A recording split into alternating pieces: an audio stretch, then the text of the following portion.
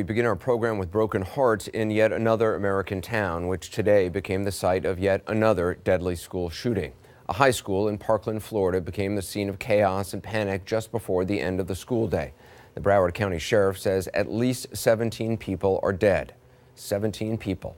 A suspect is alive in custody. As is our policy on this program, we will not say his name or show you his picture. We'll update you on the investigation, certainly, and as information comes in over the next 2 hours. But as always, and as happens too often, we'll keep our focus on the victims, their loved ones, and the survivors. High school kids, teachers, parents, brothers and sisters, people whose lives were lost or forever changed this afternoon. People who tonight have joined a terrible and a senseless club, one that grows by the week in this country. Right now, we're going to show you a short video taken inside a classroom during the shooting. Difficult to watch. It is difficult to listen to. We blurred the faces of the students. Holy. Oh my God!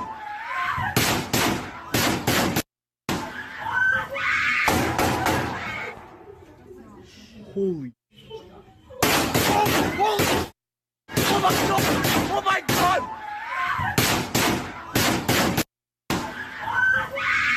Randy Kay joins us now from Parkland, Florida. Randy, talk to me about the latest that we know about what happened. Anderson, I can tell you that for sure it was an afternoon filled with terror for so many. Any other day, this affluent community outside Fort Lauderdale would be considered one of the safest in the state of Florida. But today, as you know, a shooter changed all of that. A sheriff late this evening here told us that the shooting began outside the building and then entered inside the high school building. That is what we're told, that the shooter actually followed the students inside. And tonight, Anderson, investigators have the gruesome task of going through that high school building and identifying the victims. Around 2:30 p.m., the Broward County Sheriff's Office responds to reports of a shooting with multiple injuries at Marjorie Stoneman Douglas High School. The student population close to 3,000. At first, those inside the school didn't realize what was happening. Kids were freaking out. Some kids froze. Some kids were on their phones. A lot were on their phones just trying to Snapchat everything because they thought it was a joke and it wasn't. At this point, the shooter's whereabouts are unknown. SWAT teams go from room to room, securing areas before allowing students and teachers to evacuate. What's it like for you to have this going on at your school? It's insane. It's unnecessary. There's no words to describe how I feel right now. Like I was shaking. I was panicking. It was just all out panic throughout the school. Students run to safety after they are escorted out of the school building, some with hands still in the air, others clutching each other for support. Outside the school, first responders tend to the wounded, and parents anxiously wait to see their children outside of the lockdown zone. Do you know, is your daughter safe? Absolutely, thank God. Just 10 minutes ago, she was able to call me. I hadn't heard from her since 2:48.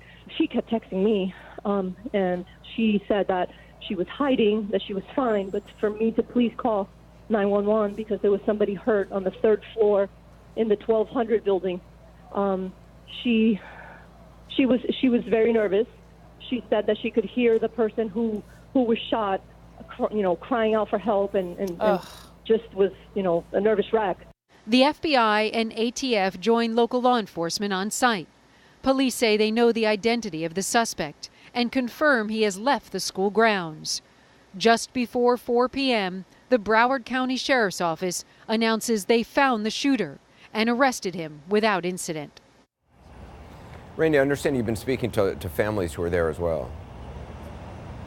Anderson, as you know all too well, days like these are certainly heartbreaking here on the scene. When I arrived this afternoon, not long after the shooting, there were parents still waiting outside, waiting and wondering if their children had survived. One of the first people I met was a woman who told me that she was still waiting for word of her daughter, at least to see her daughter. She'd gotten a text message from her earlier. She had locked herself in a closet and had texted her mother saying, "I love you, Mom. If I don't make it, I love you, Mom. So Anderson, that's just, one of the many feelings from families and parents here on this heartbreaking day, just a snapshot of what they've gone through. We should also point out, Shimon Prokupecz reported just a few moments ago, new information. Apparently the shooter, not only who's in custody, is actually talking to investigators. One of the things that they have learned, according to the reporting of Shimon Prokupecz, based on sources, is that the shooter arrived at the school with a gas mask and some sort of smoke grenades, and the shooter is actually the one who pulled the fire alarm, supposedly the idea being to get students to come out